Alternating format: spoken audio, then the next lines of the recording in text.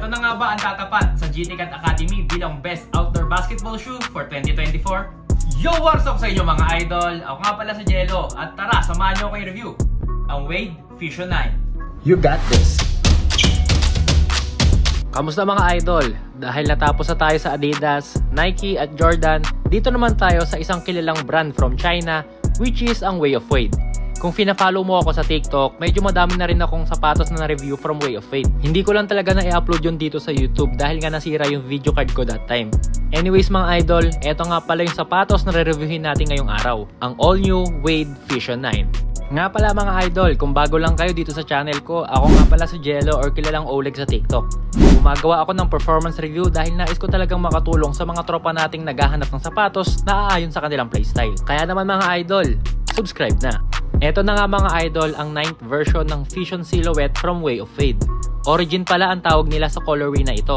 Kita nyo naman mga idol na very eye-pleasing yung color blackings na itong sapatos na to. Nilabas pala nila tong Wade Fusion 9 last December 2023 pa at dahil nga dyan madami ng colorway ang nailabas para dito. Yung last year's model na Fusion 8 mga idol nakilala as one of the best durable na sapatos ni Way of Wade. Dahil very strong yung materials ng outsole nun na talagang pwedeng isabak sa outdoor courts. Ngayong araw mga idol, malalaman natin kung nakuha din ba ng Fusion 9 yung gantong klaseng tibay. Kung dati yung itsura ng Fusion 8 medyo pabilog na parang tangke, ngayon naman itong Fusion 9 may pagka-aggressive ang itsura. Huwag na natin patagalin mga idol, simulan na natin itong performance review para dito sa Wade Fusion 9.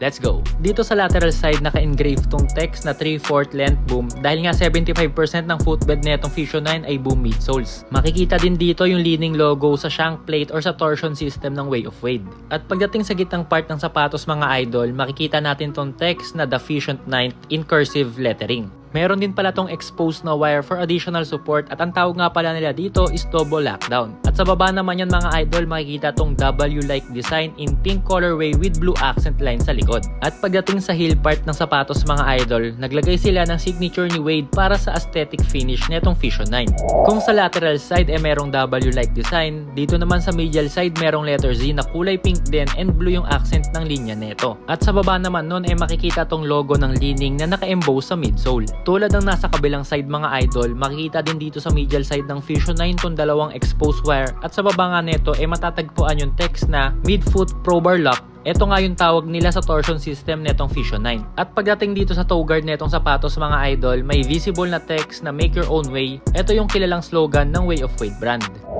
Wala namang special design dito sa heel part ng Fusion 9. Makikita lang tong pangalan ng midsoles na ginamit nila dito, which is yung Light Foam Plus. Naglagay din pala sila dito ng parang patch-like logo ng Way of Wade brand na merong blue and red na kulay. At para naman sa pull tab, basic textile material lang with red line design. Dito sa heel part ng outsole mga idol, makikita tong number 3, which is eto nga yung number ni Wade nung naglalaro pa siya. Sa shank plate naman or sa torsion system netong Fusion 9, merong Way of Wade logo na naka-emboss. Kung sa heel area ng outsole makikita yung number 3, dito naman sa forefoot merong logo ng leaning. Ray pattern pala yung tawag nila dito sa threads ng Fusion 9. Para siyang multiple lightning logo na pinagsama-sama. And for aesthetic purposes, naglagay din sila ng dotted design dito sa tip ng forefoot. Hindi ko sure kung anong ibig sabihin nito pero may DE dito sa tip ng toe area. Gumamit naman sila ng multiple material para sa upper neto. Dito tough finish yung textile pero sa katabi naman neto, heavy weave yung ginamit nila. Meron din palang number 9 in blue color finish dito sa toe box. Makikita na merong multiple holes tong tang ng Fusion 9 at meron tong TPU cage sa lace holes which adds additional durability para sa sapatos. Naka-tin flat laces tong Fusion 9 mga idol at wala tong extrang sintas. Lastly, sa top part ng tang makikita tong parang mukha ng statwa with half logo ng Way of Wade. At ayun nga mga idol ang quick detailed look para dito sa Fusion 9. Ngayon mga idol, alamin na natin ang performance netong sapatos na to. Ang timbang netong Wade Fusion 9 ay 428 grams lang mga idol. Halos average weight ito para sa size 11 na sapatos. Mas magaanga lang ng onte yung kuya neto dahil 408 grams lang yun mga idol. Yung weight pala netong Fusion 9 ay halos nagmumula sa lower part ng sapatos, meaning bottom heavy tong sapatos na to, which is very ideal para sa mga players na medyo na-out of balance tuwing natakbo. Traction, 4.5 out of 5. Grabe yung kapit netong Fusion 9 mga idol.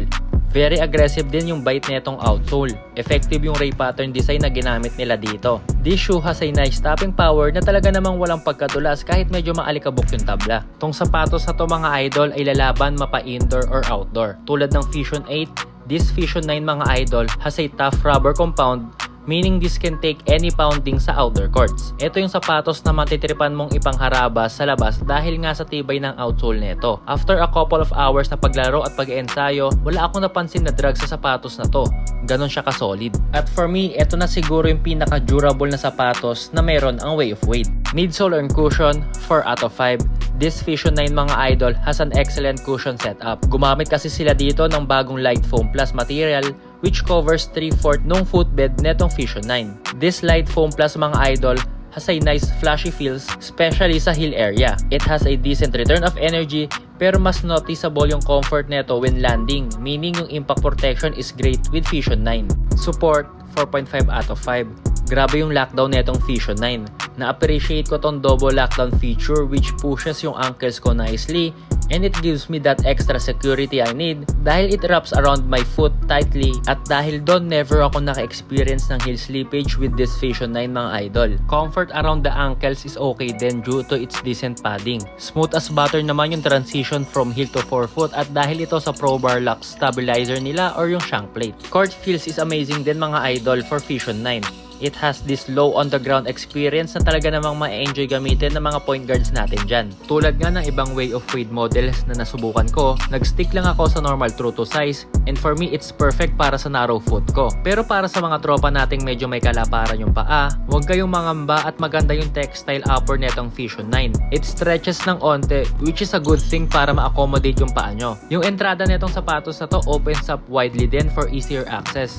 So I suggest kahit add kayo ng half a size up, palag-palag na to. Ang SRP netong Wade Fusion 9 mga idol ay 6,800. For me, reasonable naman ito with the performance ng sapatos. Ang mahirap lang talaga dito mga idol ay wala silang physical store dito sa Pilipinas. Pero upon checking, working na ulit yung kanilang website na www.wayofwade.com. Pag binisita nyo kanilang website mga idol, makikita nyo na napakadaming ang colorway para sa sapatos na to. And as of editing this video mga idol, etong origin colorway pa lang ang nakasale. Pero hopefully soon yung ibang colorways din mag-sale para namang mas marami pang tropa natin ang tumangkilik sa sapatos na to.